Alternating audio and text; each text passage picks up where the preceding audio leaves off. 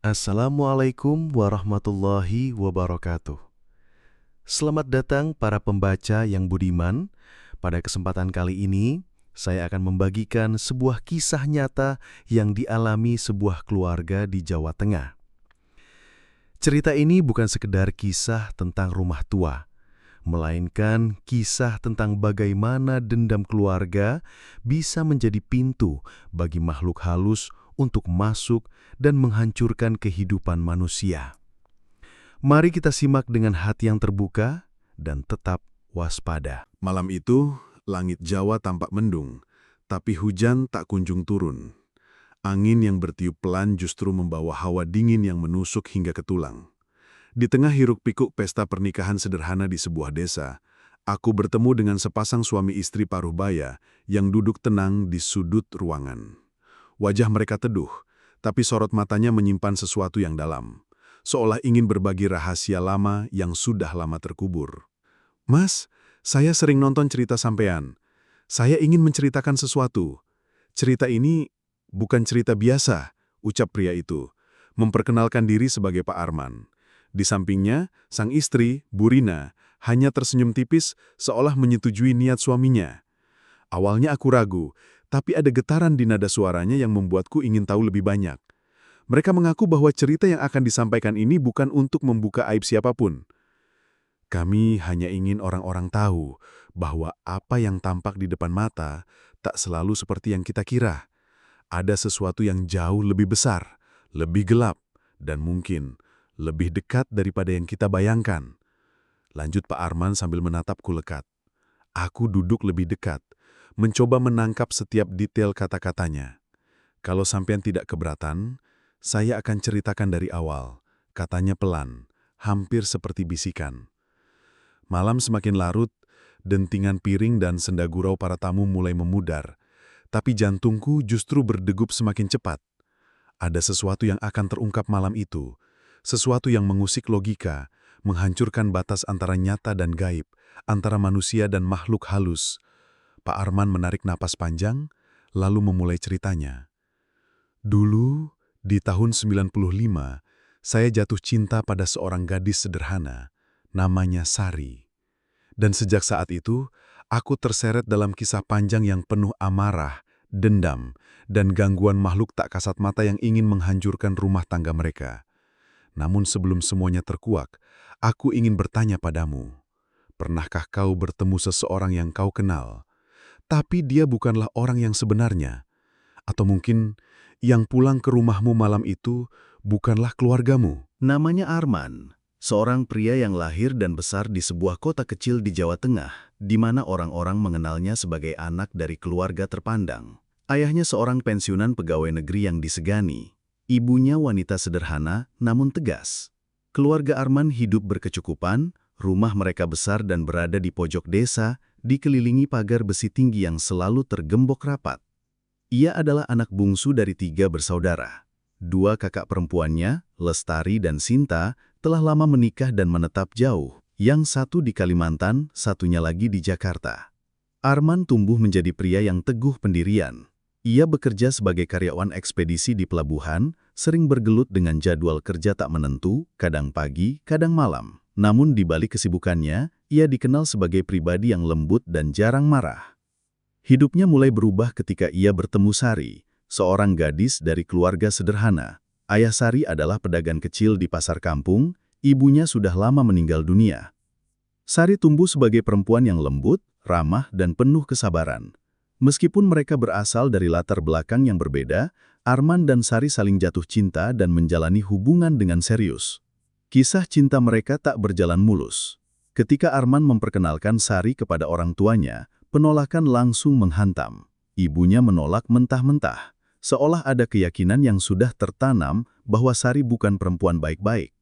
Penolakan itu semakin diperkuat oleh bisikan 2 kakak perempuannya yang terus membujuk orang tua Arman agar menjauhkan Sari. Tak pernah jelas dari mana asal tuduhan itu, namun kabar buruk tentang Sari terus disebar, membuat hati orang tua Arman membeku. Meski Arman berkali-kali membela Sari dan menjelaskan bahwa ia adalah perempuan baik, kedua orang tuanya tetap tak mengizinkan hubungan mereka.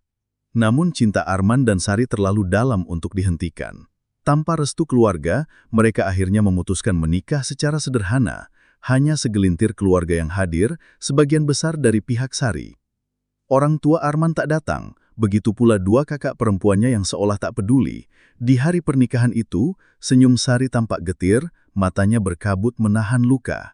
Tapi ia mencoba tegar, berharap suatu hari hati keluarga Arman akan luluh. Beberapa bulan setelah pernikahan, mereka tinggal di rumah kecil yang sederhana jauh dari keluarga besar. Hidup mereka berjalan damai.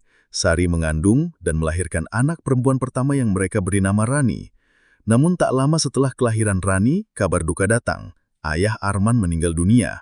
Di pemakaman, untuk pertama kalinya setelah lama menjauh, ibunya mendekati Arman. Ia memohon agar Arman dan keluarganya mau tinggal bersamanya. Ibunya kini tinggal sendirian, hanya ditemani seorang pembantu tua yang akrab dipanggil Bu Minah. Awalnya Arman lega, merasa akhirnya sang ibu mau menerima Sari. Namun ternyata Sari masih menyimpan luka. Ia belum siap tinggal di rumah yang dulu menolaknya. Arman pun menunda niatnya, masih berharap waktu akan menyembuhkan hati istrinya. Seiring waktu, mereka dikaruniai anak kedua, seorang putra bernama Bima. Lagi-lagi ibunya memohon agar mereka mau tinggal bersama. Kali ini alasannya lebih kuat. Ibunya mulai sering sakit, tubuhnya lemah bahkan kemudian harus menggunakan kursi roda. Arman berkali-kali membujuk Sari, tapi istrinya tetap menolak, hatinya masih terasa perih. Namun saat kondisi ibunya semakin memburuk dan dirawat di rumah sakit, Sari akhirnya luluh. Ia datang menjenguk, memeluk ibu mertuanya yang menangis sesenggukan. Suasana keluarga mulai mencair. Setelah sang ibu pulang dari rumah sakit, mereka pun pindah. Arman, Sari, kedua anak mereka dan sang ibu akhirnya tinggal bersama di rumah besar peninggalan keluarga. Arman merasa ini adalah awal baru. Mungkin ini saatnya bagi keluarganya untuk hidup damai tanpa dendam lama. Namun siapa sangka, justru di rumah inilah babak kelam dari kehidupan mereka perlahan terbuka. Rumah itu besar, tua, dengan halaman luas yang dipenuhi pohon rindang. Ada taman kecil di samping rumah tempat Sari sering mendorong kursi roda ibu mertuanya. Hari-hari mereka tampak biasa saja. Arman bekerja dengan jam yang tak menentu, Sari mengurus anak-anak dan merawat ibu mertua dengan sepenuh hati. Namun di balik rutinitas yang sederhana itu, ada sesuatu yang tak beres. Sesuatu yang perlahan menyusup, tak terlihat tapi terasa semakin dekat. Di rumah itu perlahan Sari mulai menyadari, hidup mereka tidak lagi berjalan seperti sebelumnya. Arman berubah, rumah itu berubah, dan dari hari ke hari, gangguan itu mulai bermunculan, mengguncang ketenangan yang mereka perjuangkan dengan susah payah. Keseharian Arman dan Sari di rumah besar itu awalnya berjalan biasa. Arman bekerja dengan ritme lama yang berganti antara pagi dan malam. Sementara Sari sibuk mengurus dua anak mereka dan merawat ibu mertua yang kini hanya bisa bergerak dengan bantuan kursi roda. Meski rasa canggung masih tersisa, Sari berusaha ikhlas menjalani perannya. Ia percaya perlahan luka lama akan sembuh dengan kebersamaan mereka. Namun perubahan mulai terasa pada suatu malam yang dingin. Malam itu, Arman berangkat kerja seperti biasa. Ia berpamitan dengan singkat, mengenakan jaket favoritnya, dan meninggalkan rumah sekitar pukul 9. Sari seperti biasa membereskan rumah sebelum akhirnya mengajak anak-anaknya tidur. Tapi baru 15 menit berlalu sejak Arman pergi, suara pintu depan terdengar dibuka. Langkah kaki yang dikenalnya dengan baik bergema di ruang tamu. Arman pulang. Tanpa berkata apa-apa, pria itu berjalan perlahan menuju dapur. Tubuhnya terlihat kaku dan wajahnya dingin tanpa ekspresi. Sari terheran-heran, belum pernah sebelumnya suaminya pulang secepat ini. Biasanya, kalau Arman lupa sesuatu, ia akan kembali sambil terburu-buru, setidaknya akan menjelaskan kenapa harus pulang. Tapi malam itu berbeda. Suaminya diam, seperti orang asing yang terjebak dalam tubuh Arman. Sari mengikutinya dari belakang, mencoba bertanya, "Mas, kenapa balik lagi? Ada yang ketinggalan?" Arman tetap diam, hanya menatap kosong. Tanpa banyak bicara, ia langsung masuk ke kamar dan tanpa aba-aba meminta untuk berhubungan suami istri. Sari bingung, tapi ia mencoba memahami. Mungkin suaminya lelah, mungkin butuh perhatian. Namun selama hubungan itu berlangsung, Sari merasakan sesuatu yang aneh. Nafas Arman berat seperti ada yang mengeram di dada. Tangannya dingin, terlalu dingin, dan matanya kosong, seperti bukan suaminya yang biasa. Setelah semuanya usai, Arman bangkit tanpa sepatah kata pun, mengenakan kembali jaketnya, lalu berjalan keluar rumah begitu saja, meninggalkan Sari yang masih kebingungan di tempat tidur. Tak ada salam, tak ada penjelasan. Malam itu berlalu dalam diam, dan Sari tidur dengan hati yang tak tenang. Keesokan paginya saat Arman pulang seperti biasa dari tempat kerja, Sari menceritakan kejadian semalam. Tapi yang terjadi justru di luar dugaan. Arman marah besar. Ia membanting piring, menuduh Sari berkhianat. Ia bersumpah bahwa semalam ia tak pernah pulang, tak pernah menginjakkan kaki di rumah sejak ia berangkat kerja.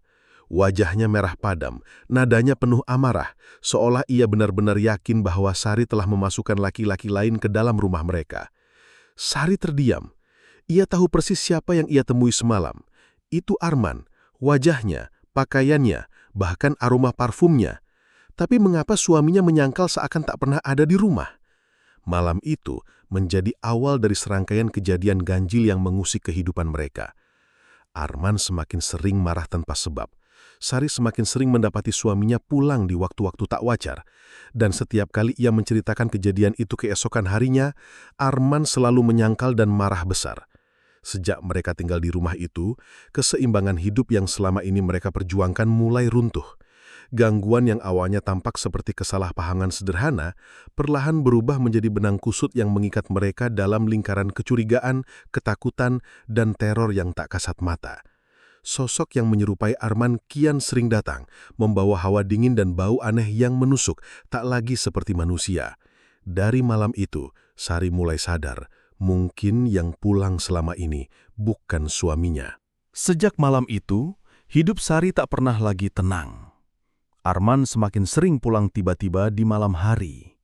Waktunya selalu sama, sekitar 15-20 menit setelah Arman berangkat kerja.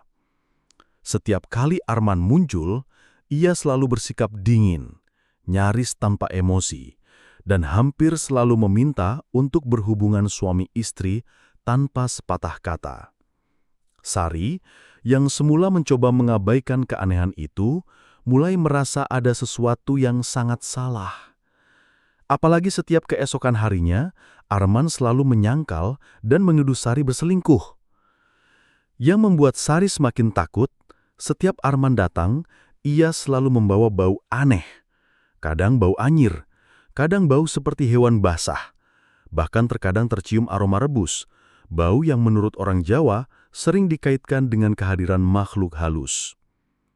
Parfum yang biasa dipakai Arman masih samar tercium, seolah makhluk itu sengaja meniru sedetail mungkin. Perlahan, ketegangan di rumah itu meningkat. Arman menjadi suami yang mudah tersulut emosi. Ia sering membentak, melempar barang, bahkan hampir menampar Sari ketika perdebatan soal Arman yang pulang malam terus terulang. Ibu mertua yang sakit dan hanya bisa duduk di kursi roda pun seringkali menjadi saksi dari pertengkaran mereka. Namun, ibu mertua Sari tidak bisa banyak berbuat, selain mencoba meredam amarah dengan suara lemah dari kursi rodanya. Hari-hari berikutnya dipenuhi dengan gangguan-gangguan yang semakin nyata. Pernah suatu sore, saat Sari mandi di kamar mandi belakang, ia merasakan tatapan tajam dari atas. Ketika mendongak, ia melihat sosok tinggi besar duduk di atas balok kayu atap kamar mandi, menatapnya tajam dengan mata merah membara. Nafas makhluk itu berat dan kasar, seolah menahan amarah yang hendak meledak. Tubuhnya gelap, besar, dan wajahnya hanya bayangan samar dengan mata menyala. Sari berlari keluar dengan tubuh gemetar, mencoba memberitahu ibu mertuanya. Namun sang ibu hanya berkata pelan, "Saya tinggal di sini bertahun-tahun, belum pernah saya lihat seperti itu." Sejak saat itu, Sari menjadi waspada. Ia mulai curiga bahwa mungkin ada sesuatu yang mengganggu keluarganya. Ia bercerita pada sahabatnya yang kemudian berbisik pelan, "Mungkin kamu diguna-guna, Sar. Mungkin ada yang sengaja mengirimkan sesuatu ke rumahmu." Tapi Sari masih ragu. Ia masih mencoba menguatkan diri, menganggap semua yang terjadi hanyalah tekanan batin dan rasa lelah yang menumpuk. Hingga suatu malam, Sekitar pukul 10, bel rumah berbunyi nyaring. Biasanya pembantu yang akan membukakan pintu. Tapi malam itu, pembantunya tak kunjung keluar, seolah tak mendengar bunyi bel yang terus berulang. Terpaksa Sari yang keluar sendiri. Dan di depan pintu, berdirilah seorang perempuan yang seluruh tubuhnya basah kuyup. Tetesan air mengalir membasahi lantai di bawahnya. Padahal malam itu tidak hujan. Wajah perempuan itu pucat pasi dengan sorot mata kosong. Dengan suara datar, ia hanya berkata, "Ini rumahnya Arman." Sari yang terkejut menjawab pelan, "Iya, tapi suamiku sedang dinas malam." Perempuan itu mengangguk pelan. "Saya tunggu," ucapnya singkat, lalu berjalan masuk dan duduk di sofa tanpa diundang.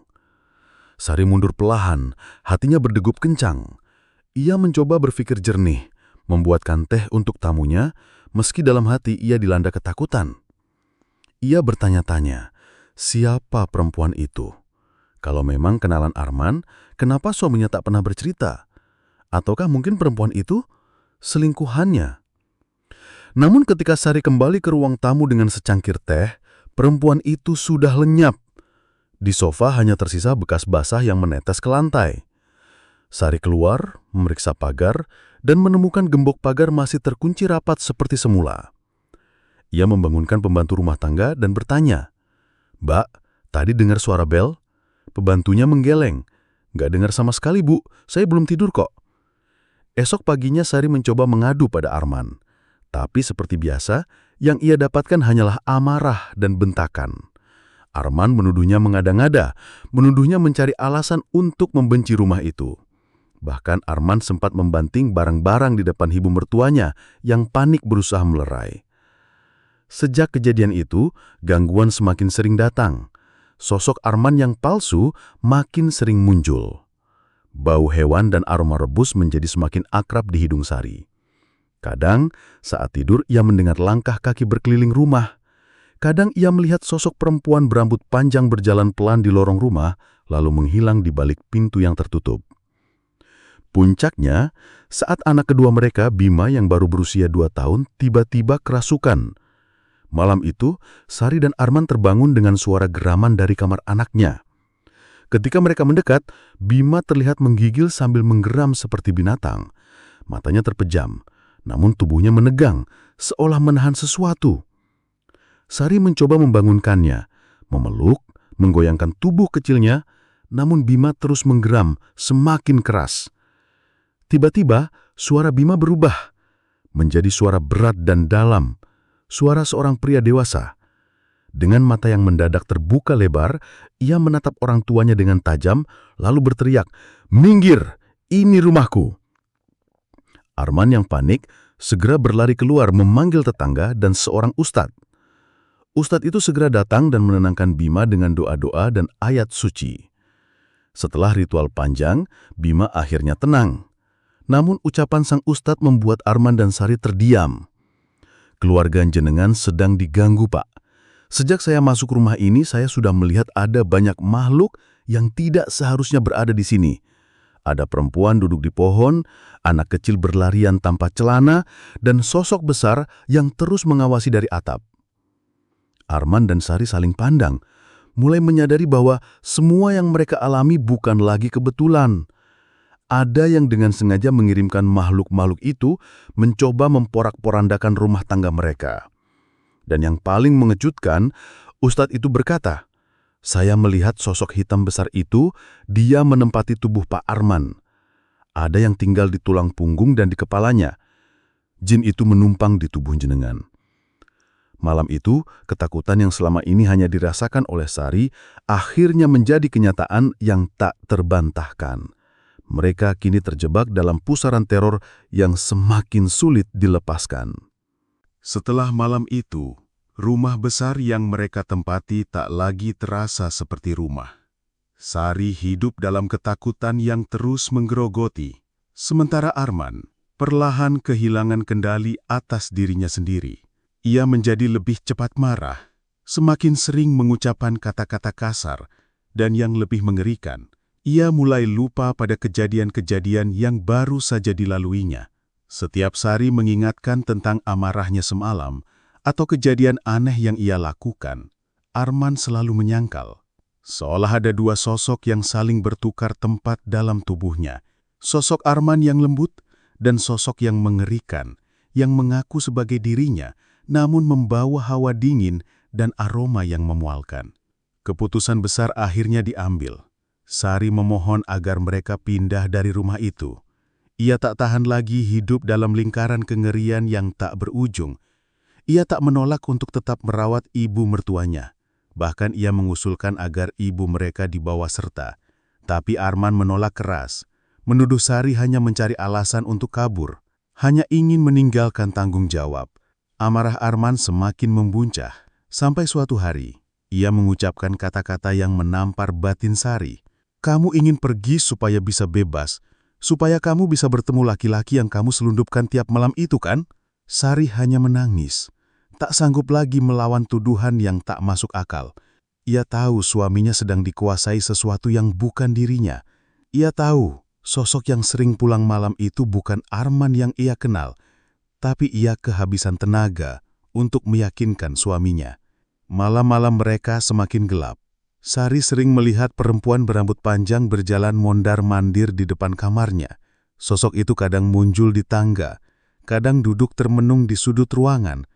Kadang, Sari bahkan melihat ibu mertuanya yang seharusnya hanya bisa duduk di kursi roda, berjalan pelan menuju lantai atas. Tapi ketika ia periksa, ibu mertuanya masih terlelap di kamarnya. Ketegangan mencapai puncaknya pada malam yang mencekam. Ketika Sari terbangun karena mendengar langkah kaki mendekat ke kamarnya. Ia menahan napas, berharap itu Arman yang pulang kerja. Tapi saat pintu terbuka, ia melihat sosok Arman yang menatapnya dengan mata kosong dan wajah dingin. Sari hanya bisa diam. Tubuhnya membeku. Sosok itu mendekat, duduk di sisi ranjang, lalu menatapnya dengan sorotan yang menusuk. Ayo, temani aku malam ini, bisiknya. Suaranya serak namun berat. Bau anyir dan hewan basah kembali menusuk hidung Sari. Dengan gemetar, Sari menuruti. Mencoba mencari celah untuk memahami makhluk ini. Saat ia menyentuh tubuhnya, Sari merasakan kulit yang dingin, jauh dari kehangatan manusia.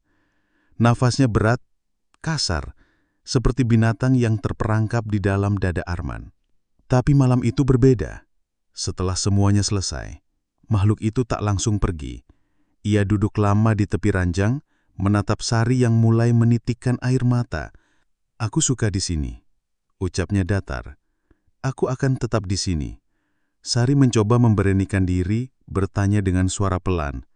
Kamu siapa? Makhluk itu tersenyum samar. Senyum yang membuat bulu kuduk Sari berdiri. Aku Arman. Aku bagian dari dia. Aku yang selama ini kau tolak. Setelah itu sosok itu bangkit dan keluar tanpa suara. Dan seperti biasa, keesokan harinya Arman pulang kerja dan bertanya kenapa Sari terlihat pucat. Ketika Sari mencoba menceritakan kejadian semalam, Arman langsung marah besar, menuduh Sari berhalusinasi, menuduhnya menyimpan pria lain, dan hampir melempar kursi ke arah Sari. Ibu mertuanya berusaha menenangkan, namun Arman sudah dibutakan oleh kemarahan yang tak lagi ia pahami. Di tengah keputusasaan itu, Sari mencari bantuan. Ia mendatangi ustadz yang dulu pernah menolong Bima.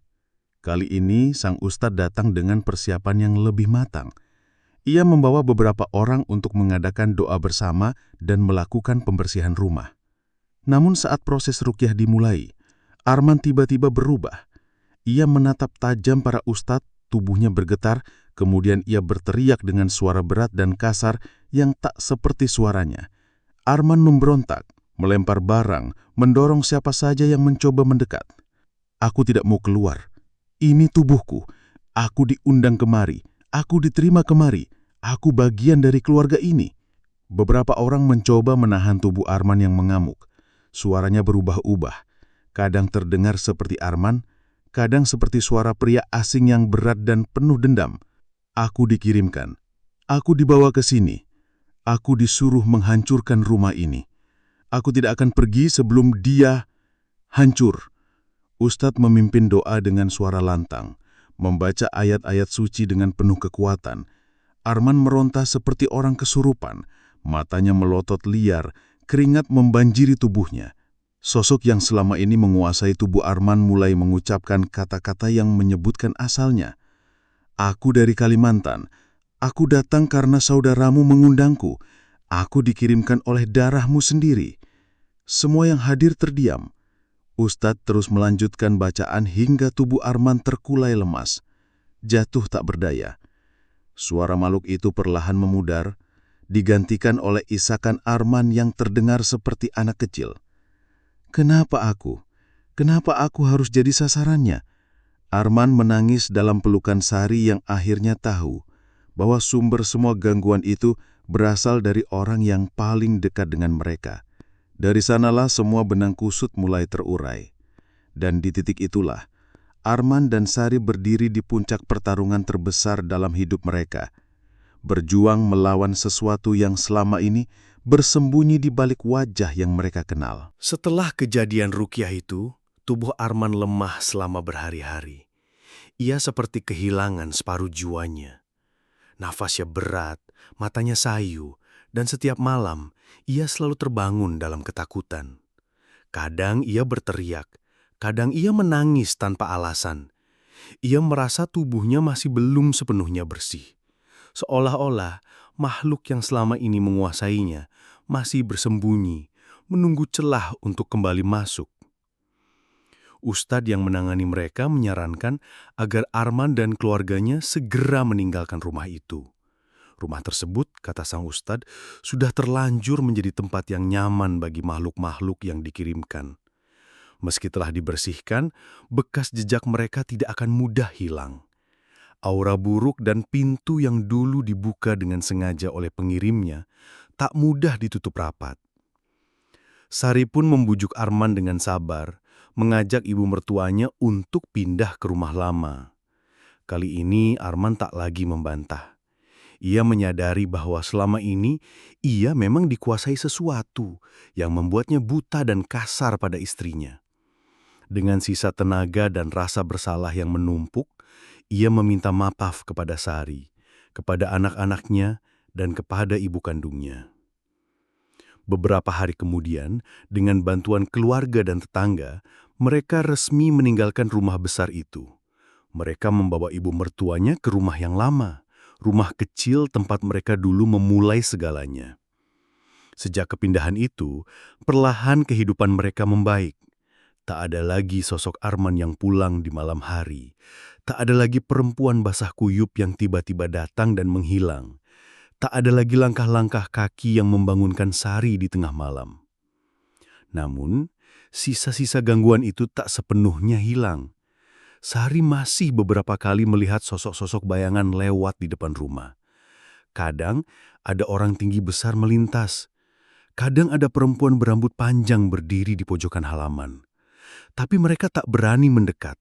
Seolah-olah batas rumah mereka yang baru menjadi penghalang yang tak bisa mereka lewati. Di rumah baru itu, Sari dan Arman hidup lebih tenang. Arman mulai mengobati dirinya, bukan hanya secara fisik, tapi juga secara batin. Ia sering mendatangi ustadz untuk membersihkan diri, memperbaiki sholatnya, dan memperkuat amalan sehari-hari. Sari pun mulai merasakan suaminya yang dulu perlahan kembali. Arman yang sabar, Arman yang lembut, Arman yang penuh perhatian kepada anak-anaknya. Ibu mertua Sari pun terlihat lebih bahagia. Ia sering duduk di halaman rumah, menikmati sinar matahari, dan sesekali bercengkerama dengan cucu-cucunya. Kondisi kesehatannya tetap lemah, tapi hatinya tampak lebih tenang. Ia tak lagi merasa dihantui oleh bayang-bayang kesalahan masa lalu. Beberapa bulan kemudian, sebuah kabar mengejutkan datang dari jauh. Kakak perempuan Arman yang tinggal di Kalimantan dikabarkan mengalami kegagalan rumah tangga. Ia bercerai untuk yang kedua kalinya. Hidupnya berantakan, dan akhirnya ia menderita gangguan jiwa. Kabar terakhir menyebutkan ia dirawat di rumah sakit jiwa dan sering mengigau sambil menyebut nama-nama yang tak dipahami keluarganya. Saat kabar itu sampai ke telinga Arman, ia hanya diam. Ia tak pernah lagi menyimpan dendam. Baginya semua sudah cukup. Ia sudah terlalu lelah berperang dengan hal-hal yang tak kasat mata dan ia memilih untuk memaafkan. Meski luka yang ditinggalkan tak pernah benar-benar hilang. Sari pun mulai bisa menata hatinya. Ia telah melewati badai yang nyaris menghancurkan rumah tangganya. Ia tak pernah menyangka orang yang paling dekat justru menjadi sumber petaka dalam hidupnya. Namun ia tahu hidup harus tetap berjalan dan masa depan mereka kini telah terbebas dari bayang-bayang gelap masa lalu. Mereka pun menjalani hari-hari dengan sederhana. Anak-anak mereka tumbuh sehat dan kabar baiknya, anak pertama mereka sudah siap melangkah ke jenjang pernikahan. Kehidupan yang dulu hampir runtuh, perlahan terbangun kembali dengan pondasi yang lebih kuat. Arman dan Sari telah menutup pintu lama dan mereka tak pernah ingin membukanya lagi. Bagi mereka, cukup sekali merasakan bagaimana rasanya hidup berdampingan dengan makhluk-makhluk yang dikirim dengan niat jahat. Kini, yang mereka butuhkan hanyalah ketenangan, keluarga, dan waktu yang utuh untuk saling mengobati. Waktu terus berjalan, dan perlahan cerita itu pun mengendap menjadi kenangan dalam ingatan Arman dan Sari. Mereka hidup sederhana di rumah lama yang penuh kenangan, membesarkan anak-anak mereka, dan tetap merawat ibu yang kini semakin renta. Gangguan-gangguan gaib yang dulu membayangi mereka memang tak sepenuhnya lenyap, namun tak lagi berani menyentuh batas kehidupan mereka. Hanya sesekali Sari melihat bayangan yang melintas. Hanya sesekali Arman mendengar langkah kaki samar di teras rumah. Tapi semua itu tak lagi mampu mengguncang mereka. Mereka sudah menjadi keluarga yang lebih kuat dari sebelumnya. Sari dan Arman sudah belajar banyak dari perjalanan panjang ini. Tentang bagaimana cinta bisa diuji sampai pada titik terjauh. Tentang bagaimana keluarga bisa menjadi pelindung, tapi juga bisa menjadi sumber luka. Dan tentang dendam, jika dipelihara, akan melahirkan malapetaka yang panjang dan tak berkesudahan. Tapi yang paling penting, mereka sadar tidak semua musuh datang dengan wajah yang asing. Terkadang, yang paling menyakitkan justru datang dari orang yang darahnya mengalir dalam tubuh kita sendiri. Dendam kakak Arman yang selama ini diam-diam membakar iri di dalam hati telah membawanya ke jalan yang gelap. Ia mengorbankan keluarganya sendiri demi membuktikan bahwa apa yang ia inginkan harus menjadi kenyataan. Tapi dunia tak pernah memihak pada kejahatan. Apa yang ia kirimkan berbalik menjerat hidupnya sendiri. Rumah tangganya hancur, jiwanya terguncang, dan kini ia hidup dalam penyesalan yang tak mungkin ia urai. Arman, di sisi lain, memutuskan untuk mengakhiri lingkaran dendam itu. Ia tak pernah membalas, tak pernah mencoba mengembalikan kejahatan dengan kejahatan. Ia memilih untuk memaafkan, bukan karena ia lemah, tapi karena ia ingin menghentikan rantai kebencian yang sudah terlalu panjang. Baginya, membangun kembali keluarganya jauh lebih penting daripada memelihara dendam yang justru bisa menghancurkan masa depan mereka.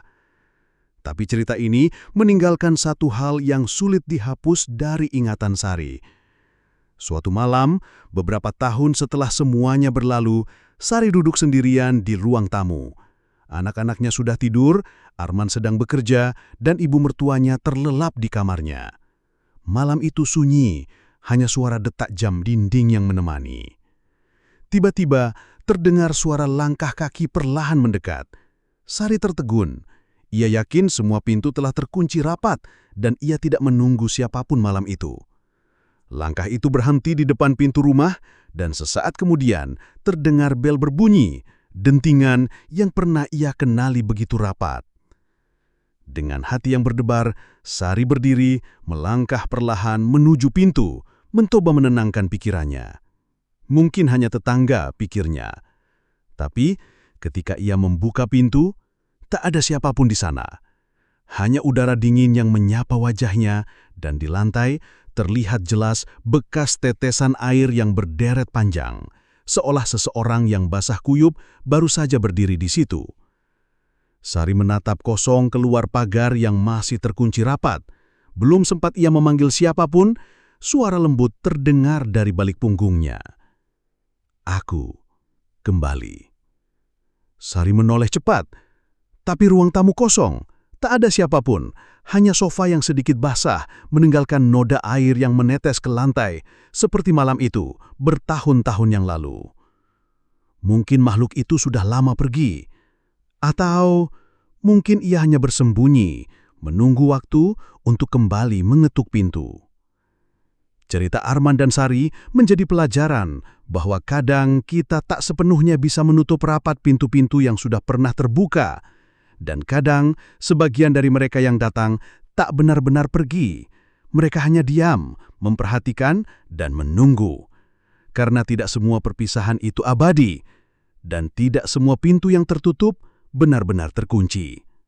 Demikianlah kisah ini berakhir. Semoga cerita ini menjadi pelajaran bagi kita semua, bahwa tak semua musuh datang dari luar.